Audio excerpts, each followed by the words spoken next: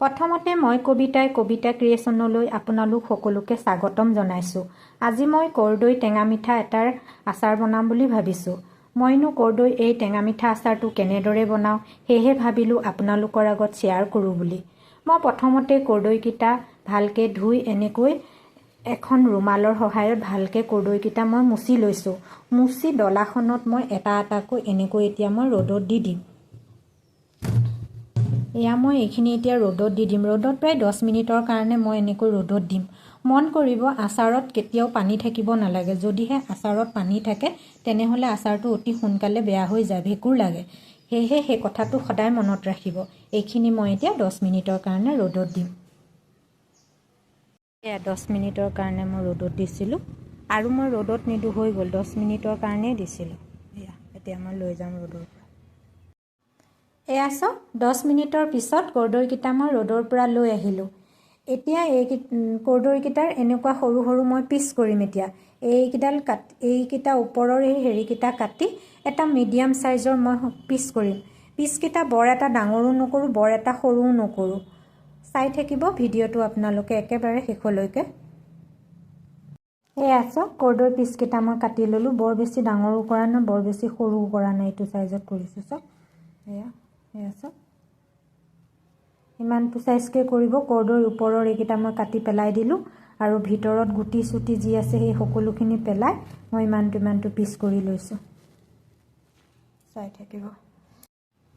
মই কৰ্দৈ মিঠা আচাৰৰ কাৰণে গুড় লৈছোঁ 1 পোৱা, জলকীয়া গুড়ি লৈছোঁ, কাশ্মীৰ জলকীয়া গুড়ি লৈছোঁ 2 চামুচ।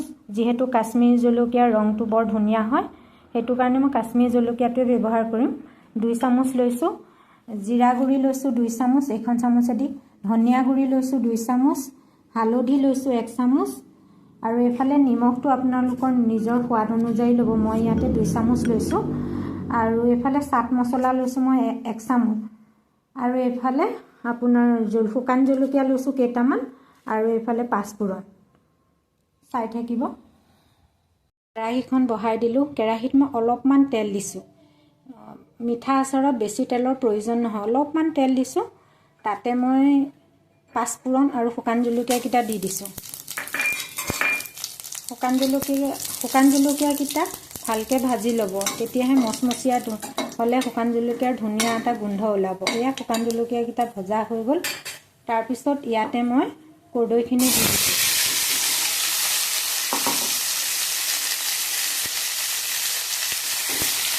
ইয়াতে মই কৰ্দৈখিনি দি দিলোঁ। কৰ্দৈখিনি অলপমান ভাজি ল'ম, বেছি ভাজি নলওঁ, অলপমান মই ভাজি ল'ম কৰ্দৈখিনি।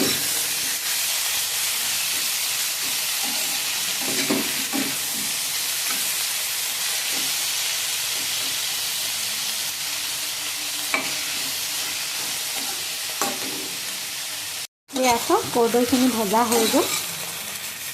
বহুত বেছি ভাজিব নালাগে, মই 5 মিনিটমান ভাজি ল'লোঁ।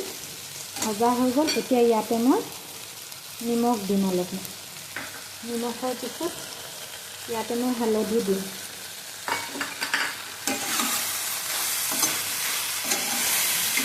নিমখ হালধি দি এনেকৈ লৰোৱাৰ পিছত অলপমান এনেকৈ লৰাই ল'ব।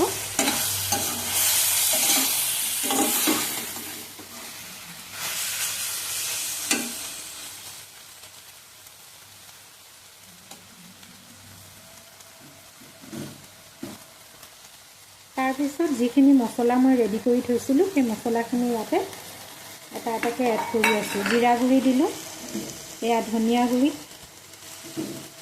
এয়া জলকীয়া গুড়ি,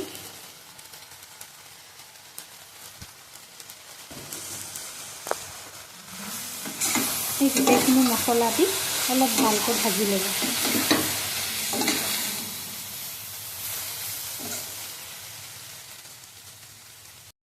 এয়া গোটেই মছলাখিনি দিয়াৰ পিছত অলপমান ভাজি লৈ ইয়াতে এতিয়া মই গুড়টো এড কৰিম।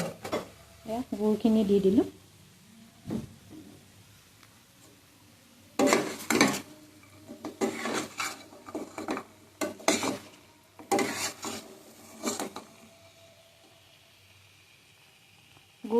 গুড়টো দি অলপ সময় মই এনেকৈ ভাজিম। গুড়টো দিয়াৰ পিছত এনেকৈ অলপ উতলিব লাগিব, তেতিয়াহে কৰ্দৈৰ ভিতৰত গুড়টো সোমাব, তেতিয়াহে খাবলৈ ভাল লাগিব। আছে এনেকৈ অলপমান উতলাই আহিব দিব আছে হৈ গ'ল কালাৰটো চেঞ্জ হৈ গৈছে আছে হৈ গ'ল খালি এটা কথা মন কৰিব এনেকৈ আঙুলি দি চুই চাব যদি আঠাটো আপোনাৰ এনেকৈ আঙুলিত লাগি যায় তাৰমানে আচাৰটো হৈ গৈছে ইয়াতকৈ আৰু বেছি এইটো চাওক মই দেখাই দিছোঁ অকণমান আছোঁ ইয়াতকৈ আৰু বেছি সময় উতলাই থাকিব নালাগে টান হৈ যাব আচাৰটো ইয়াতে এতিয়া মই অকণমান চাট মছলা এড কৰিম চাট মছলা এড কৰিম চাট মছলাটো একেবাৰে শেষত দিব লাগে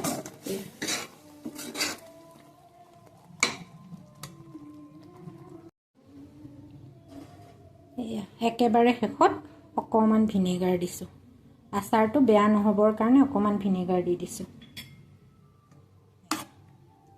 এতিয়া এইখিনি আচাৰ আপুনি এবছৰলৈ ধুনীয়াকৈ খাই থাকিব পাৰিব এয়া হৈ গ'ল ঠাণ্ডা হোৱাৰ পিছত মই বটলত ভৰাম এয়া চাওকচোন কালাৰটো ইমান ধুনীয়া হৈছে এতিয়া গৰম আছে কাৰণে অকণমান পাতল হৈ আছে ঠাণ্ডা হ'লে অলপ ডাঠ হৈ যাব এইটো ৰুটি ভাত সকলোৰে লগত খাব পাৰিব কি ধুনীয়া হৈছে চাওকচোন মোৰ যদি এই ৰেচিপিটো কৰ্দৈ মিঠা আচাৰৰ এই ৰেচিপিটো আপোনালোকৰ যদি ভাল লাগিছে এটা লাইক কৰিব আপোনালোকৰ বন্ধুবৰ্গৰ লগত শ্বেয়াৰ কৰিব কমেণ্ট কৰিব মোৰ চেনেলটো ছাবস্ক্ৰাইব কৰিব আৰু কাষত থকা বেল আইকনটো টেপি দিব তেতিয়াহে মোৰ আহিবলগীয়া নতুন নতুন ভিডিঅ'সমূহৰ ন'টিফিকেশ্যন আপোনালোকে পাই থাকিব আজিলৈ আহোঁ বাই বাই